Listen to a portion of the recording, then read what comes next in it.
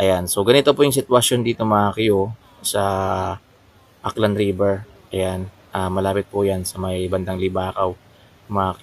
So ngayon po nakakaranas po ng pagbaha, mga Q. Ayan, kita nyo naman sobrang lakas po ng current ng tubig.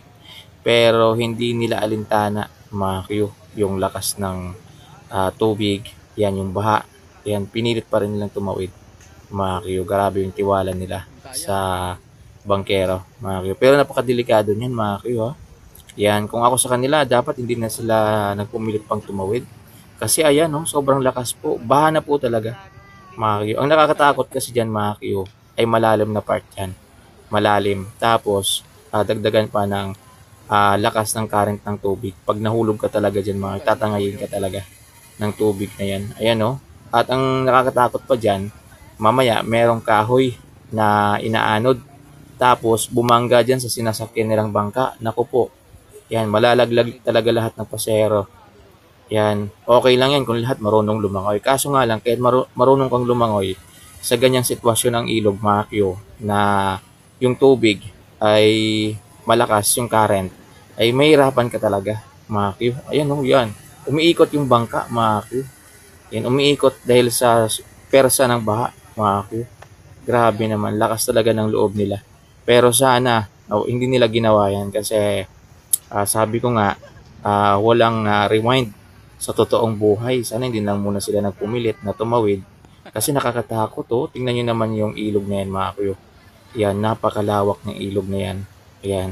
Ito yata yung ilog, mga kuyo, sa buong Pilipinas na napakalapad. Tingnan nyo yung Aklan River na to, mga kuyo. Sobrang lawak po ng kanyang sakop, mga kuyo. Ilang municipality madadaanan nito bago yan lumabas ng dagat yung tubig na yan. Kasi yung tubig na yan, mga kuyo, ay palabas po yan ng karagatan, mga Q.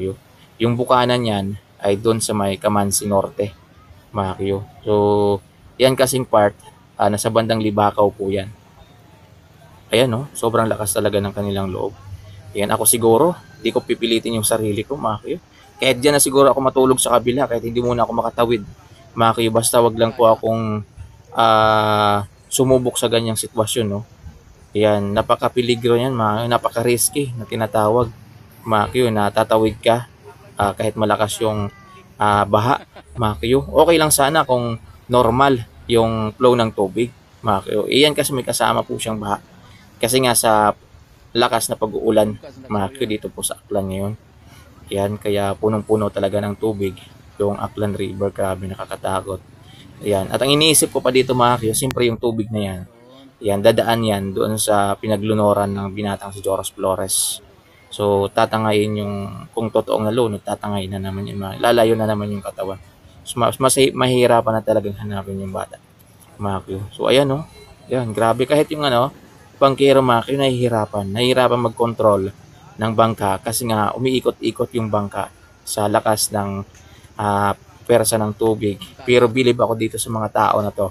Yan, kasi sobrang lakas ng kanilang loob para pumilit talagang tumawid sa ganyang sitwasyon, mga Q. Yan, sana wala pong mga bata na kasama sila, mga Q. At sana marunong lahat lumangoy yan. Ayun mo, may tumalon, mga Q. Merong tumalon isa. Yan, siguro kukuha ng tali yun, mga Q. Grabe, ganyan po yung sitwasyon nila doon sa may bandang Libakaw, Aklan, mga Q. Grabe.